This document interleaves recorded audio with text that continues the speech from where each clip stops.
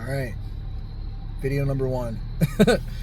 So I just gotta say this. I wasn't gonna make a video, but I decided to because I am. So here I am doing this now, and this is what I look like when I do this. I can't believe the amount of people that are still celebrating the death of Charlie Kirk.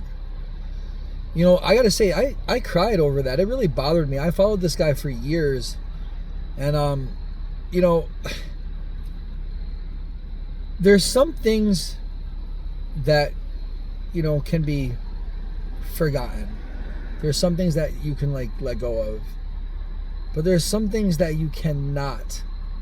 And it's not even about letting go of. There's no changing them. There's some things that are just coined and they stay, and there's no moving it. And one of those things is the fact that people can't handle certain truths. And I, for one, have a hard time handling certain things myself, but I have to accept it, because no matter how much anger you have or how much hate or stress you have towards a person or an object or a thought, it's not going to change the outcome ever. It doesn't matter how mad you got. So, you know, people are saying that this guy was a conservative.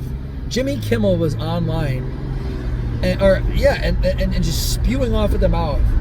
One of MAGA's own people. Like, what is MAGA? That's just a fucking idea. Make America great again. You're demonizing something that's making something better for everyone that lives in the country you have a platform to speak on. Like, how dumb is Jimmy Kimmel? Jimmy Kimmel's not even funny. He must be the most idiotic person to ever grab a microphone to try to be humorous, because there was no humor in anything that he spewed out of his mouth.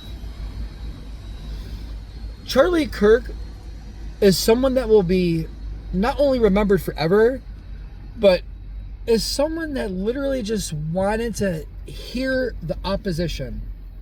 Imagine that. You don't agree with something, so let's talk about it.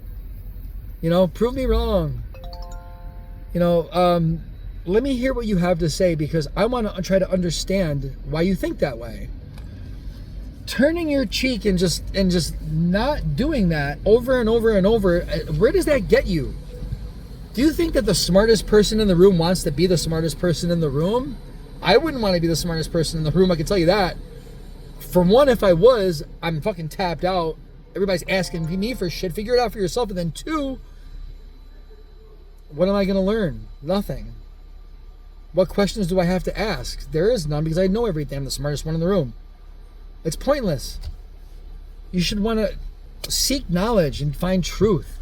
And I think that's what Charlie was doing, was trying to find truth. Then you have dirtbags like Jimmy Kimmel online spreading lies. This guy was a left-wing radical psychopath that was dating a man that was pretending to be a female. Robin Williams had it right with the birdcage. We should have just left it there. Everything was fine. Drag queens were drag queens. Okay, that was the end of it. But now we gotta glorify pride, and it gets shoved down people's throat. We're getting snowplowed by an ideology that doesn't even exist.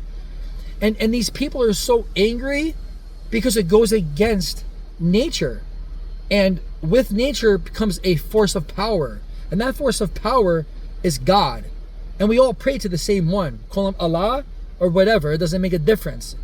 Christ, God, doesn't make a difference. We're all praying to the same God. So with that being said, these people that want to push this ideology that a man can be a woman and people should just live how they want to live, that's not even making sense.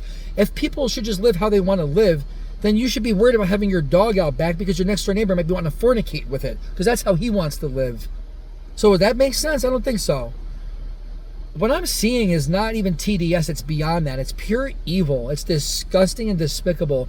And if you stand behind, well, if it doesn't affect me, then it doesn't bother me, then it doesn't matter, then you're part of the problem.